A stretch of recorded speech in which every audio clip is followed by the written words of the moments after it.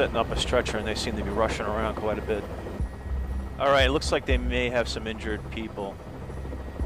My name is Mark Petroselli. I'm a 24-year veteran of the Jersey City Fire Department. On November 5th, I was assigned to roof ventilations on a 4-story wood frame building which is located on Bramhall Avenue, Jersey City. At 625 Bramhall Avenue here in Jersey City, the fire obviously raging out of control. It was so smoky, zero visibility, and what was happening, I tripped over the debris. So when I fell like 15 feet, and when I hit the ground, I was stunned for a while. As I was getting up, removed my Scott mask, I felt like I was having a heart attack, and that was from the collapsed lung. And then after that, it was just total darkness. It's up to a 2 alarm right now. As far as any injuries are concerned, we have at least one that looked like that was to a firefighter. That does unfortunately look like a firefighter to me.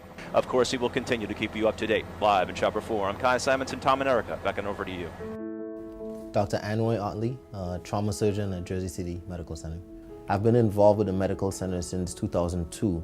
Being a trauma surgeon can be very challenging. It's one of the positions in the hospital where really your duties from day to day are not really scripted.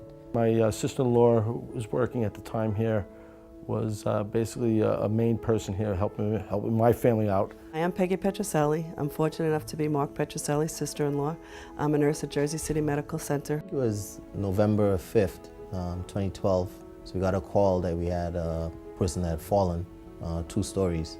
This particular day, somebody in the hospital said, "Did you see the fire out 7 West's window?" I'm not sure if at the time they actually told us he was a firefighter, but we discovered that once we brought him in because he was in uniform.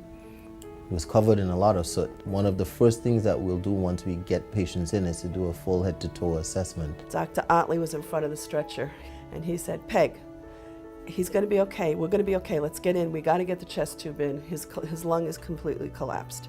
He had multiple fractures, so ribs, his sternum, a fracture to his ankle, collarbone, a collapsed lung that required immediate treatment. We have the right people in the room, we're going to be okay. And I just kept saying that. If the right people in the room, which I'm very confident with our trauma team, the right people were in the room, thank God, that day. And I just see that they don't care who you are here, they're going to give you top-notch treatment.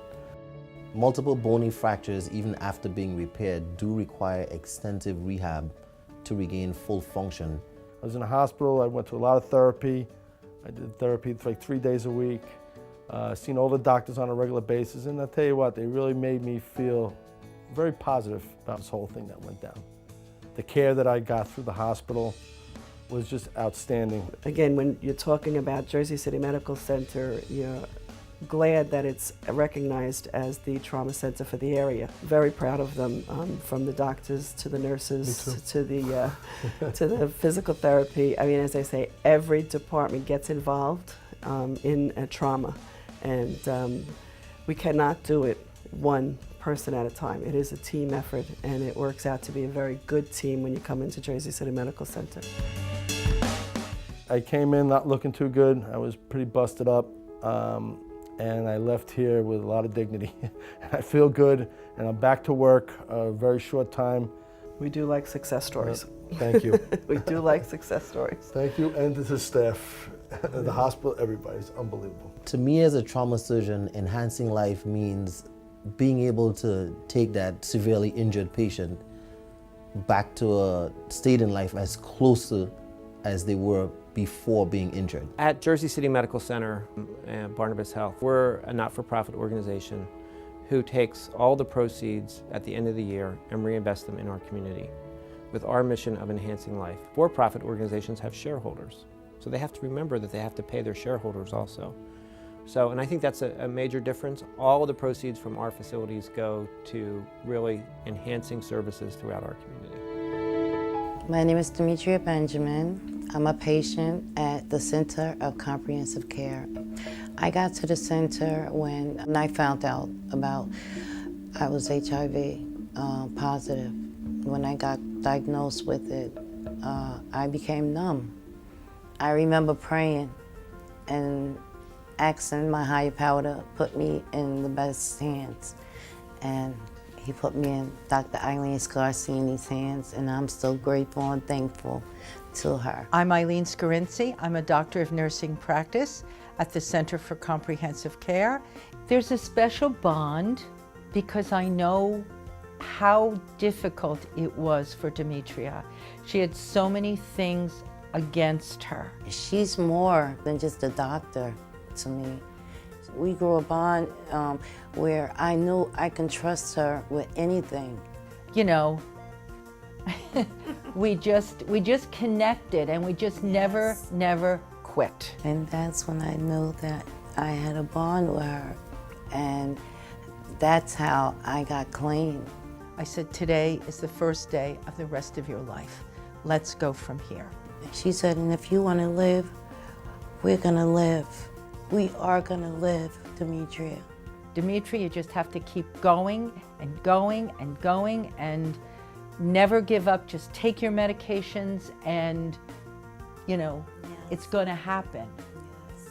She called me on my phone and she said, Miss Benjamin, it's been 7 weeks and you're undetected. I said, what?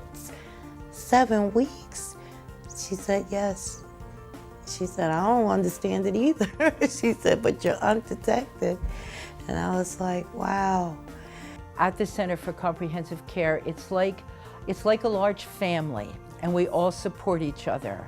So I always stop in and say hello. We hug, we give each other a kiss, and I let her know how I'm doing. She lets me know how she's doing. You need someone in your corner to be your strength when you're weak, to be your best friend.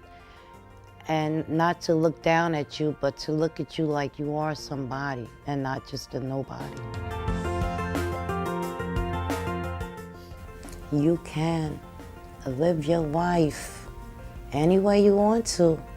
I consider myself as being an activist. I go to NA groups, I go to HIV support group, I go to Bible study, I go to church. You can do whatever you put your mind, your heart, and your spirit to do. Basically, I speak out to the newcomers, and even the old comers, and I let them know that I tell them my testimony. I never thought from where I was at that I would make it to where I'm at today. When I think about trying to get the entire organization aligned and moving in the same direction, those two words, enhancing life, really make such a big difference in how we treat patients, in our whole overall goal. We're an integral part of what happens in Jersey City. We're the tertiary provider, the only trauma, the only regional open heart surgery center. We're the regional perinatal intensive care center. We have a comprehensive behavioral health program. We provide the medical infrastructure for Jersey City. We try to focus on where are the gaps in healthcare in Hudson County and Jersey City. We take our proceeds and we look for ways that we can enhance the life of patients in Hudson County.